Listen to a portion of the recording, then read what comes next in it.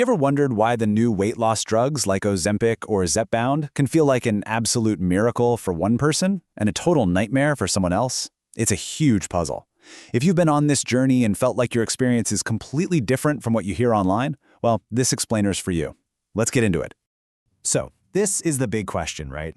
Miracle drug or miserable side effects? You see these incredible success stories, but then you hear about people who just can't tolerate the medication. It's definitely not a simple black and white thing. The answer, it turns out, is a mix of the drug science, what doctors are actually seeing in their clinics, and maybe most importantly, your own unique biology. All right, to understand what's going on, we first have to meet the two main players in this space. We're talking about two different drug compounds here, Semaglutide and Tirzepatide. Now, you probably know them by their much more famous brand names. So on paper, they look pretty darn similar. Semaglutide is the stuff in Ozempic and Wegovy. Tirzepatide is what's in Mounjaro and Zepbound.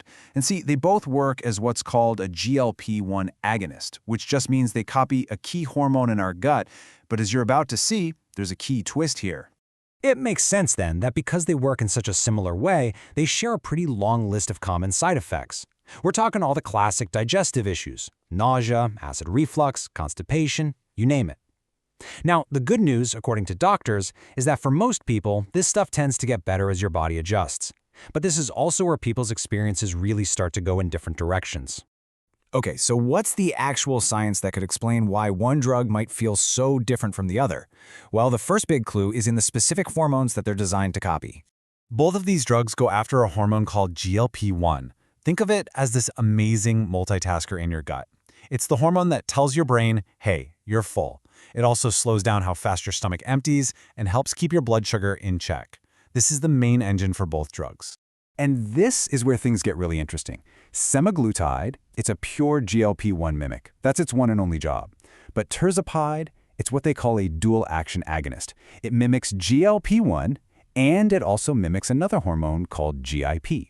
So it's hitting two different hormonal buttons in your body instead of just one. And yeah, that second hormone seems to make a big difference. Some of the research suggests that hitting both of those targets, GLP-1 and GIP, is probably why studies have shown Tirzepatide can lead to more total weight loss than Semaglutide. Okay, so the science seems straightforward, but here's where the real world throws a wrench in the works. Because what the lab studies suggest is one thing, but what doctors are seeing day to day with their actual patients, well, that paints a much more complicated picture. This is the human element. So you think, okay, simple math. Two hormones, more side effects, right?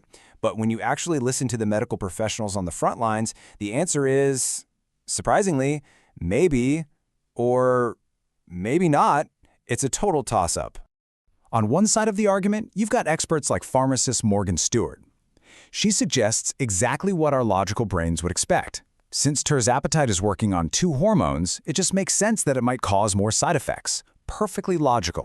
But then, just when you think you've got it figured out, you hear from Dr. Jorge Moreno at Yale, and he's seen the complete opposite happen. He says he's treated a lot of patients who had a really rough time with Semaglutide, and then they switched to the dual-action Tirzepatide, and their side effects actually got way better. And to make it even crazier, Dr. Moreno says he's also seen it go the other way around, where some people just do better on Semaglutide. The bottom line here is that without huge direct head-to-head studies focusing just on side effects, there's no clear winner. It really truly comes down to the individual person. So if it's not just the drug, what else is going on? Well, it's you. It's all about you. We're talking about a whole host of factors. It could be your genetics, your age, or your sex. It could be your lifestyle, what you eat, how active you are.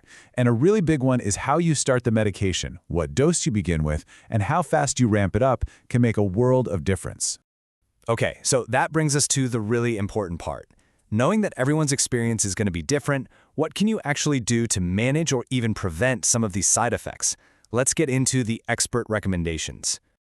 There are 4 big strategies that pop up again and again. First, and this is crucial, start on a low dose and increase it very gradually. Give your body a chance to adapt. Second, try eating smaller meals more often. Third, keep an eye out for trigger foods. Things like fried food, super sugary desserts, or really high-fat meats can make those digestive issues a lot worse. And fourth, stay hydrated. Drink tons of water. And I really want to double-click on that last one about hydration, because it is not a small thing. Listen to this warning from Dr. Rekha Kumar.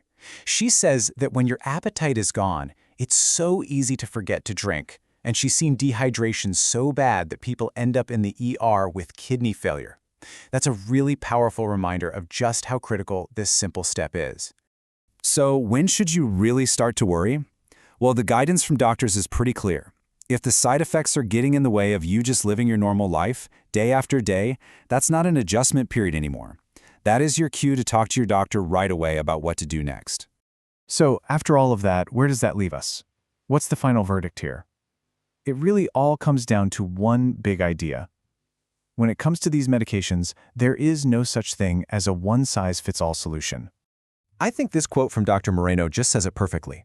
Obesity treatment is not a one-size-fits-all approach. Your body chemistry is unique, your life is unique, and so your reaction to a medicine is going to be unique too. The real goal is to work with your doctor to find the right drug at the right dose with the right strategies for you. And that leaves us with one last question. But this one is for you.